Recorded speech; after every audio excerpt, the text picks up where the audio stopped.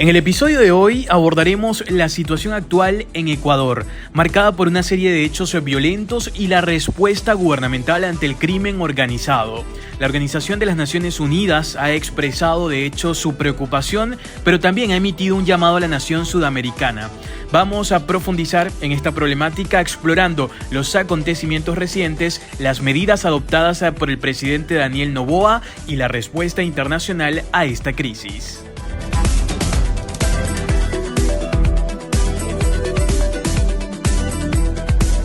Hace unos días, Ecuador se vio conmocionado por la fuga del líder de la mayor banda narcocriminal del país, lo que llevó al presidente Daniel Noboa a decretar este estado de excepción. Esta decisión, sin embargo, desencadenó una ola de violencia que ha dejado a la población atemorizada y también ha generado preocupación tanto a nivel nacional como internacional.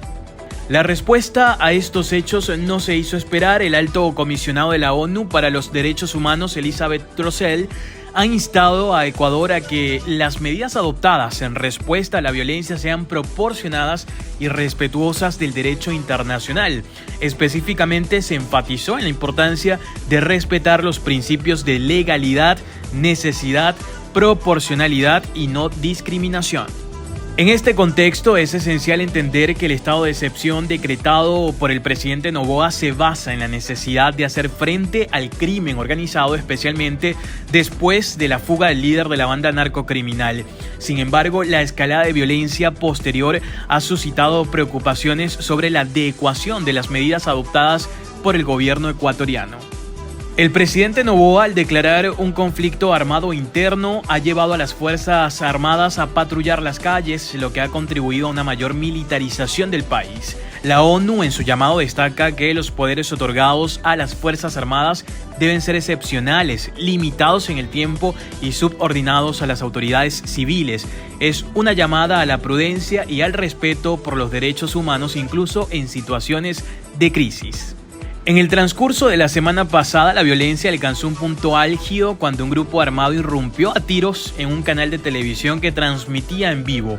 Este acto sin duda intensificó la inquietud en la población ecuatoriana. La ONU subraya la importancia de que las operaciones de las fuerzas de seguridad se ajusten al derecho internacional, recordando que los derechos humanos deben ser el centro de todas las políticas para detener la violencia.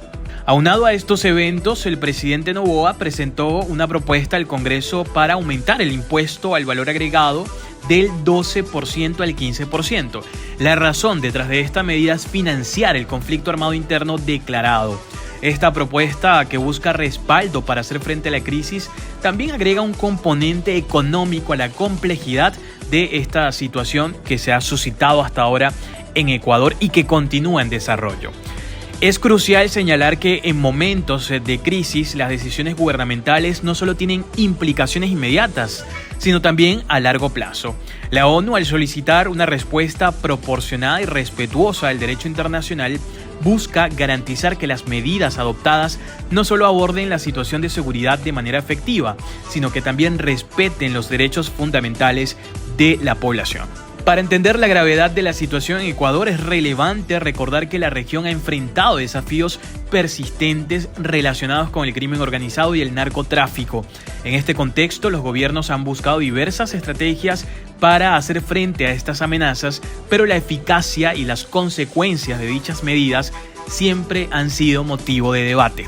Históricamente, la militarización de la seguridad interna ha sido un tema sensible en América Latina. Las experiencias pasadas han demostrado que medidas extremas pueden tener repercusiones significativas en los derechos humanos y la estabilidad social.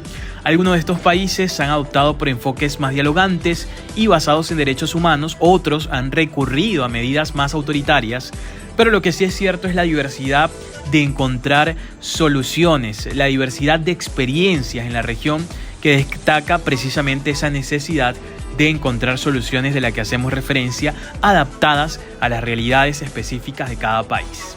Por lo tanto, la llamada de la ONU a la proporcionalidad y al respeto de los principios fundamentales es sin duda un recordatorio de la importancia de aprender de la historia y también abordar los desafíos actuales con precaución. No solo se trata de contener la crisis actual, sino de trabajar en la construcción de un tejido social más resistente a las amenazas del crimen organizado. Sin duda, la situación en Ecuador, marcada por hechos violentos y una respuesta gubernamental enérgica, ha llamado la atención de la comunidad internacional. La ONU, a través de su alto comisionado para los derechos humanos, ha expresado su preocupación y también ha instado a Ecuador a que las medidas adoptadas sean proporcionadas y respetuosas del derecho internacional. La complejidad de la situación se ve agravada por la propuesta del aumento del IVA, al que hacíamos también referencia, que busca financiar las acciones emprendidas en el marco del conflicto armado interno declarado por el presidente Noboa. Es crucial que en medio de la urgencia de abordar la violencia se garantice el respeto a los derechos humanos y se evite la militarización excesiva que pueda tener consecuencias no deseadas. La historia nos enseña que las respuestas desproporcionadas a los desafíos internos pueden tener consecuencias a largo plazo. Ecuador se encuentra en una encrucijada y la comunidad internacional está observando de cerca. La esperanza reside en que, a pesar de la urgencia, se logre encontrar un equilibrio entre la seguridad y el respeto a los derechos fundamentales, construyendo un camino hacia un futuro más seguro y justo para el pueblo ecuatoriano. Seguiremos atentos, seguiremos informando.